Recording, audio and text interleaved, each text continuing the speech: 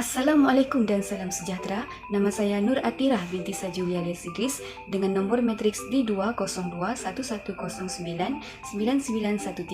Dalam video ini saya akan membentangkan mengenai punca gejala buli dalam kalangan pelajar di Malaysia dan langkah untuk mengatasinya. Seperti yang kita ketahui, gejala buli dalam kalangan pelajar di Malaysia tidak lagi asing didengari, malahan kes ini semakin meningkat saban tahun. Masalah ini berlaku disebabkan oleh beberapa punca dan salah satunya adalah kegagalan ibu bapa dalam mendidik anak-anak. Kebiasaannya, pelajar yang terlibat sebagai pembuli di sekolah adalah bermula apabila ibu bapa mereka menekan mereka secara emosi dan mental. Didikan ibu bapa yang menahan mereka untuk tidak meluahkan perasaan yang terbuku menjadikan mereka melepaskan segalanya dengan cara membuli. Nur Afidah, pengamal keibubapaan bertauliah, berpendapat bahawa masalah ini berpunca daripada pembuli yang kurang memahami perasaan orang lain atau empati. Beliau juga berkata bahawa aspek emosi kurang dititik beratkan oleh ibu bapa maupun di sekolah. Sebaliknya, menahan emosi adalah jalan yang terbaik. Sebagai contoh, jika ingin marah, menahan perasaan untuk tidak marah adalah yang terbaik. Jika ingin bersedih, menahan perasaan untuk tidak bersedih adalah jalan yang terbaik. Keadaan ini menyebabkan anak-anak tidak tahu cara meluahkan perasaan dan terjadinya kes buli di sekolah. Pengaruh media massa juga menyumbang kepada punca berlakunya kes buli di sekolah. Semakin meningkat dewasa, para remaja mudah terpengaruh dengan paparan negatif media massa. Sebagai contoh, lakonan-lakonan yang berunsurkan keganasan boleh menjadi ikutan para remaja untuk menunjukkan kekuatan diri mereka dengan cara membuli pelajar lain.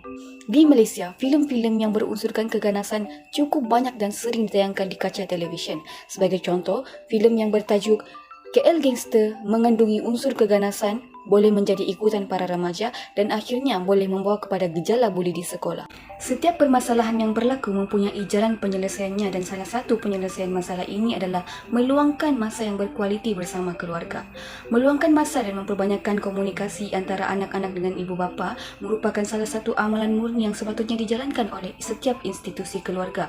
Dalam erti kata lain, anak-anak memerlukan perhatian yang secukupnya oleh ibu bapa. Sebuah temu bual bersama Nur Afidah, iaitu pengamal keibubapaan bertauliah, beliau berkata bahawa terkadang anak-anak yang terlibat dengan gejala buli merupakan mereka yang kekurangan perhatian ibu bapa dan sanggup melakukan apa sahaja untuk mendapatkan perhatian ibu bapa walaupun perkara tersebut merupakan perkara negatif. Langkah yang seterusnya adalah memperketatkan lagi peraturan sekolah.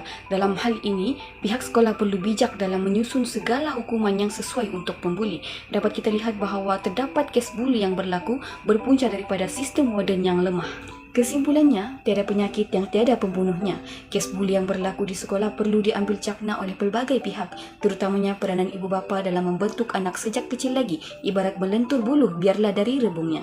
Anak muda yang mempunyai jati diri yang baik perlulah dilahirkan kerana mereka melambangkan kemajuan negara. Itu sahaja daripada saya. Sekian, terima kasih.